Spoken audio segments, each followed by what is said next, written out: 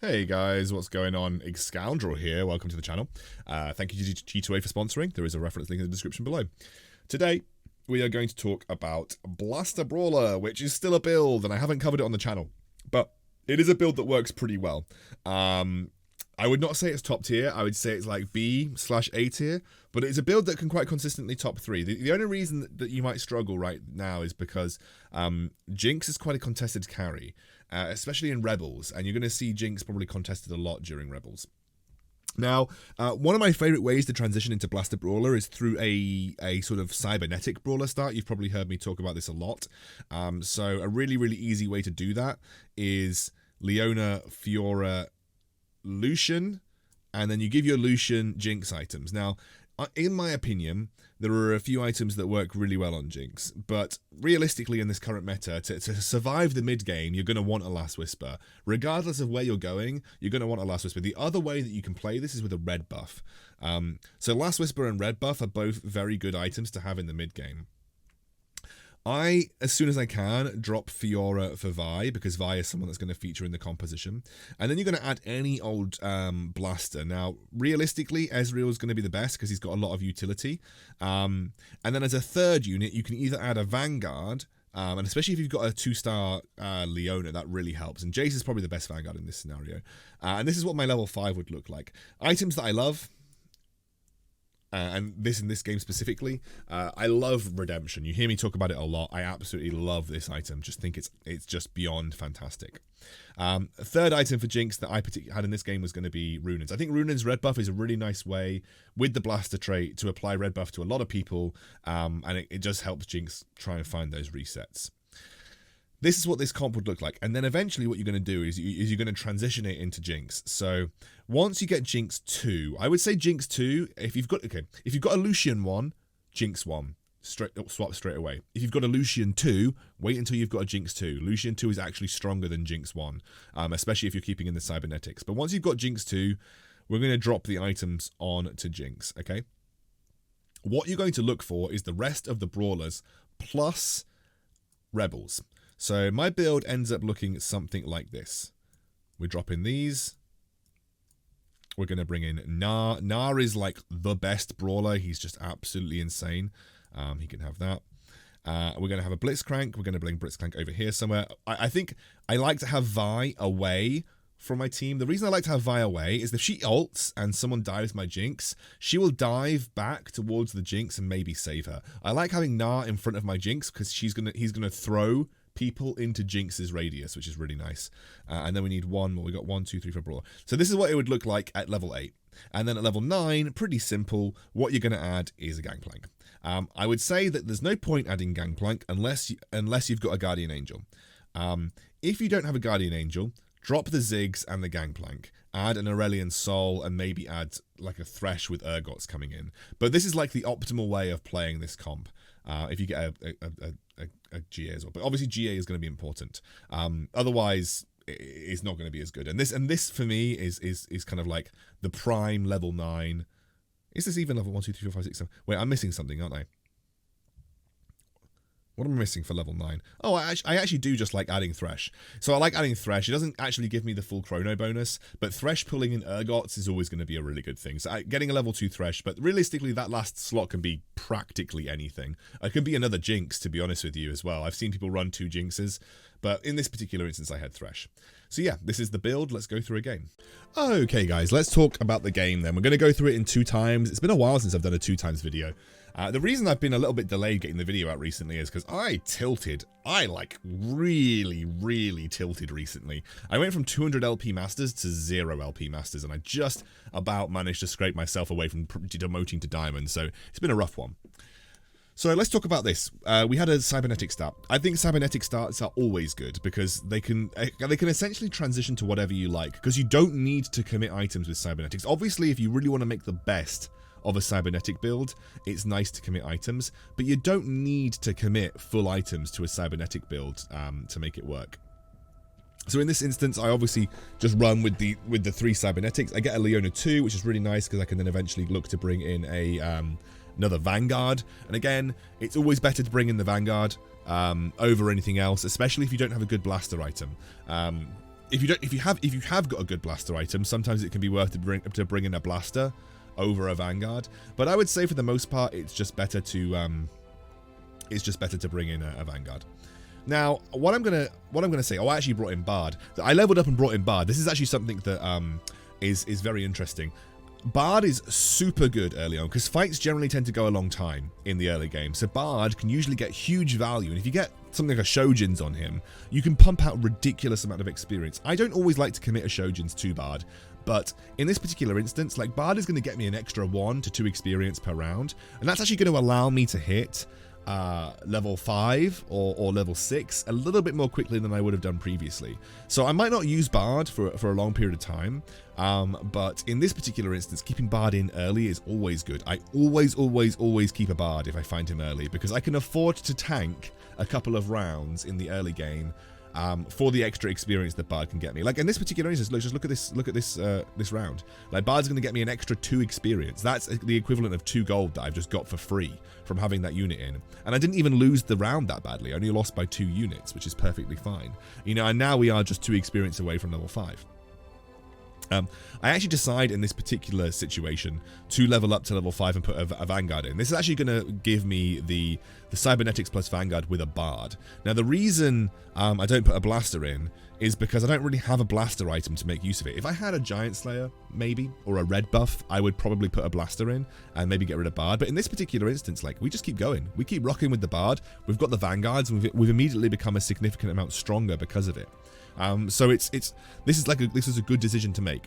Now, I was kind of just like looking at this carousel thinking, well, the best case scenario for me would be to get a Last Whisper, quite clearly. That was, like, Glove is so popular that it just wasn't likely to happen. And unfortunately, the guy went for the tier, so I couldn't make Redemption. So I thought in my mind that actually the best case scenario for me is going to be going for another belt. A belt or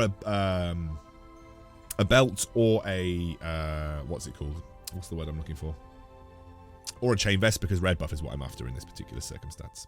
I decide that Bard has served his purpose now. I think that I'm strong enough, and I want to make eco on this particular turn. I think Bard has pretty much overall served his purpose. I don't want to keep the Fiora because I think having in the Vi is better, and it allows me to free up the tier to go for a Redemption, which in this particular instance you can see was very strong. I actually quite like Cogmore as a blaster when you don't actually have a blaster item, because Cogmore's ultimate allows him to deal percentage HP damage, which with the blaster bonus is dealing damage across the entire field. So I quite like having Cogmore in if I don't have a good blaster item, because he's actually just providing a sort of a unique utility. I actually think he's the best blaster to have in when you don't have a blaster item to rely on. And so, you know, in this particular circumstance, we don't have a blaster item to rely on, so it's good having the Cogmore in this scenario. You might have seen me cycling through a lot of other boards. What I do in the early game is I specifically look for where Blitzcrank. So in the early game, I'm looking for is the Blitzcranks and where are the Zeds and Nocturnes positioned. That's the only thing you really need to worry about in terms of early game positioning. You just want to make sure that you don't want to position for a Blitzcrank if there is not a Blitzcrank for you to be worried about. Okay, so you don't want to position for a Blitzcrank if there's not a Blitzcrank for you to be worried about. If there is a Blitzcrank for you to be worried about, then you need to make sure you're positioning accordingly, and you also need to make sure that you're considering. Infiltrator positions. I also love playing Cybernetics on the Force of Nature Galaxy, because Force of Nature that you get for free counts as an item. So now I've just got an extra tanky 2-star Leona chilling on the sideline there, and that's perfectly good for me. There is a reason I didn't slam Giant Slayer, by the way. I think Giant Slayer is not that good of an item. I kind of don't think Giant Slayer is amazing. I think it's okay, don't get me wrong. I think Giant Slayer is okay, but I don't think it's an amazing item. Having a look here, I was like, wait a second. Wait, Malphite's just better because it gives my Vi extra HP. I was going to put the Shen in, but obviously I ended up sorting that out. And I put the Jinx in because I think Jinx obviously is probably better than Cogmore overall, and plus I'm very likely to get resets, which means that even as a Jinx 1, you know, I'm perfectly happy. And I give her the bow because it's quite likely that, you know, the reason I give her the bow, there is a few reasons to think about when I give her the bow here. Either I'm going to just use the BF sword to make a Giant Slayer, which is a good Jinx item, don't get me wrong, or I'm going to use it to make a Runans. or a rapid fire cannon. Bow is just a good item to commit to Jinx. It's going to help her attack a bit more quickly. It's going to help her get her resets, and that's going to be really positive for me continuing my win streak. I leveled up aggressively on 3-2. Well, actually, it's not even aggressively. I would say that's a normal level up. I leveled up on 3-2 to get to 6 to make sure that I was trying to continue my win streak. As you can see here, again, the problem with being in this position and not naturally running into good items does often mean that you're faced with very poor item choices towards the end. Now, I wanted the Runans, couldn't get it, and I have to settle for yet another Giant's Belt. If you're keeping tally, this is the 3rd Giant's Belt I have in my comp. I have one on Redemption, I have one on the Vi, and obviously I have one sitting by. Now, I decided to level up here and add a Rebel buff. I just thought that it would be a good way to try and continue my win streak. The unfortunate thing is that... well, not yet. I win this one, but I actually end up losing before the neutral round. I actually end up losing the next round, which is not the worst thing in the world, by the way. I basically get an extra 3 free gold from continuing this win streak right here. But, you know, there is something to be said about maybe being a bit more conservative with the way that you approach the game. Now, one of the things that level 7 did allow me to achieve was giving me an increased chance of finding a Jinx, which you can see here happened. I found another Jinx, and actually...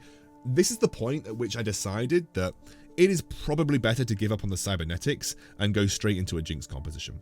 Unfortunately, we are up against Darius with a Rabadon's Death Cap, and this guy just absolutely murdered me. So I end up with about 30 gold going into 3-7, which is the neutral round, which I don't, and being at level 7 with 30 gold at this round, I don't think is bad. But what I would say is obviously it would have been nice if I kept it at 50 gold and maybe slow leveled, and I would have hit 7 with 50 gold at this point in time. I may have lost experience, but you know, irrespective. So now I'm here. I've got the Runans and I got the red buff, so that makes my Jinx a little bit more relevant. We have a Gnar sitting in the sidelines as well, so that's also a good unit to consider.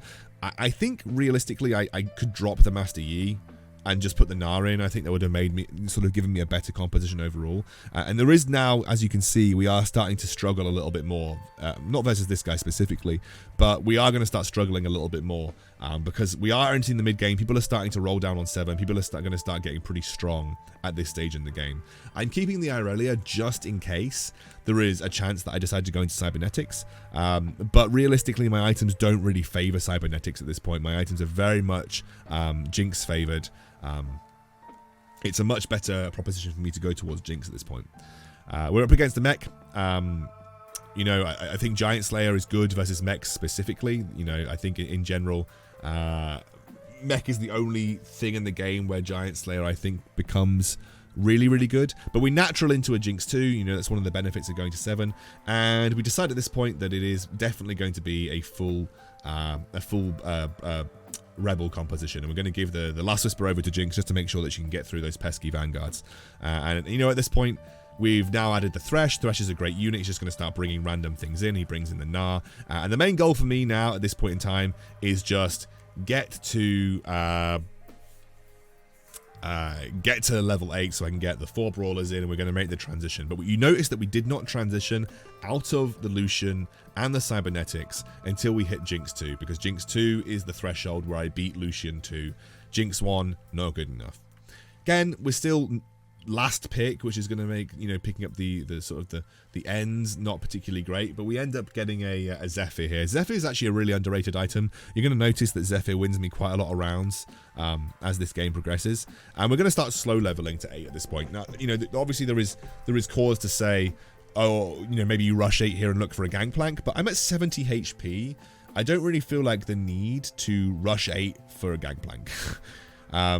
I feel like I'm actually in a pretty good spot overall. And this is a guy playing Rebels. You're going to see just how much of a difference Jinx 2 makes compared to Jinx 1. And we unfortunately, we knocked this guy out at 4-5. He had a pretty rough game. I've had those games. I had a lot of those games recently. And given we're now 1 round before the neutral round, there really is not much point in me rushing 8. We just now wait to go to the neutral round. And get to 8 naturally, and then at 8 we can start to roll to try and solidify and strengthen some of our composition. Now this guy's got 6 rebels. And he also has a very, very strong Aurelian Soul. 6 Rebel's just going to beat me here, unfortunately. My front line's just not strong enough to deal with it. He has a pretty good Jinx as well. Giant Slayer is actually quite good versus... well, Giant Slayer specifically is really good versus Brawlers because they all have a higher amount of HP. The only Brawler that we're looking for right now is Blitzcrank. I love Blitzcrank. I think he retains a lot of utility as the game progresses. He is a unit that allows you to get a quicker reset on Jinx, which is always really nice. So I do really love Blitzcrank. So we're going to start rolling down here. The reason we're doing this is because we just hit a GA, so GA on the Rumble is really nice. We're going to give another item of to Thresh, and we're just going to start rolling down, looking for the rest of our units. And at this point, you know, we're just specifically looking for 2-star Thresh, 2-star Rumble, sorry, 2-star Malphite, etc. But we're pretty strong at this point in time. Like we're actually in a really, really good spot. And we're knocking people out as well. So we're retaining our position in the game by knocking people out. We rolled a little bit at 8, but actually, for the most part, a lot of our units are strong. Rolling again further, you know, what would be really nice would be a Thresh 2. Thresh 2 would be the ultimate pickup here. Also, having an Urgot on board is really nice. The Urgot is something that I can pull in. And there's something to be said about making sure that you clean your bench up. But at this stage in the game, I'm not that bothered about cleaning my bench up. This guy's got probably the strongest composition in the lobby right now. He's got 6 Blade Masters with a Blade Master Z. He's close to a Z3. He needs just one more. He's got a 3-star Master Yi with perfect items. He's got a 3-star Shen and a 3-star Yasuo. If I had a game like that, I would be praying to RNGesus that, you know, that I'm going to win the lottery the next day. The guy had just the most insane game. He must have naturaled into the Master Yi super early, because if you don't hit a Master Yi, like if you don't hit a Master Yi early, you end up just really inting that competition super hard. But yeah, he had a good run there. But we're strong. We are strong at this point in time. We've got the 4 Brawlers in the bonus. We've hit all the upgrades that we need. There is no point me rolling now, by the way. What I'm going to aim for now is to go to 9 and bring on the Gangplank. Oh, no, sorry, rather. Bring on... Why am I even looking to bring... Another Chrono. So I think at level 9, another Chrono would be the play here. The reason another Chrono be the play is we're obviously looking to replace Rumble with Gangplank. So we're looking to replace Rumble with this guy. And we're going to go to 9 because it's going to increase the chances. The other thing that we could have potentially looked to go for would be an Echo 2. Echo would probably be something that we could consider, because he would, you know, attack and slow down the Master Yi, but we just don't really have the items for the Echo at this point in time. And realistically, what the best thing that I can do in this situation is just make the best of the comp that I've got. And again, we're just looking to save up. We're looking to go to level 9. And we're just looking to sort of power up our composition in that way. Remember, this is Force of Nature Galaxy, so I'm already 9 out of 9 at this point. 10 when we get to 10, we can add in the 4 Chrono bonus, which you wouldn't usually be able to get. You wouldn't sort of usually be able to use Thresh in this way. We're obviously also looking for Urgots. Urgots eats mechs alive. I specifically positioned for this guy, knocking up the Z, because I felt like it was the only way that I was going to have a chance to beat him. And you can see here that we did manage to beat him by knocking up the Z. That was the only way that we were going to have a shot versus this chap here. And it managed to work out for us in this particular scenario. So that was a good move. And that's why I said Zephyr ends up winning me some of these rounds. So Giant Slayers here's an interesting one. You can see I've got another Jinx 2 on the bench. There is something to be said about putting the Giant Slayer on the Jinx 2 and waiting for her to get pulled in by the Thresh. But obviously the prime pull-in would be the Urgot. So having a Jinx 2 on the bench might not always be the best thing, because she's also going to take a little bit of extra time to reset. Don't ask me why I did this. Don't ask me why I bought and then sold a Wukong. I have no idea why I did that. That was literally the most ridiculous thing I've ever seen. But we're in top 4 scenario now. So the sort of the thing that I'm looking to do right now is just try and prevent myself losing as much HP as possible, because I'm pretty convinced that I'm not going to win the game given the strength of the Master Yi player's composition. I'm just convinced that he's going to be the guy that's kind of taking the lead in terms of getting a top 1. Although I'm really strong right now, and you can see Blaster Brawlers at 6, stage 6 is still super good, especially if you've got the good Jinx items. And again, I'm just trying to position for this guy Zed. I didn't quite manage to do so. He actually swapped at the last moment, as you saw there, but we did actually end up knocking up this guy's Gangplank, which was really nice, which bought me enough time to die. Yeah, unfortunately, the mech was just super strong in this particular scenario. But luckily for me, the blaster, what's the guy's face? The Z guy is actually just like knocking out the other guys for me. That's one of the benefits of having super high HP. It's just about the Z guys knocking out other people for me. He actually brings in a mech, which is super intelligent for him, because even at 1-star, mechs are really strong. And you can see here, like, it's very difficult for me to actually compete with him, because he's just got such a ridiculously strong board at this point in time. Like, the Zed's got perfect items, the Yi's got perfect items, he's got a mech on board as well. And yes, okay, I have an Urgot. You know, I've got an Urgot 2 and 2 Lulus to pull in from the Thresh, so it's not like I'm weak. He's just got the most ridiculous late game comp, and it's very difficult for me to position my Vi. Even if I knock up the, see, watch it, I even get the Zed knocked up here, but the mech just does so much damage as a group to my team that I just can't compete, and I end up losing. But that was the game. And Blaster Brawlers still strong. Yes, okay, we're losing to random insane Bang Bros player, but you know, we did a good job.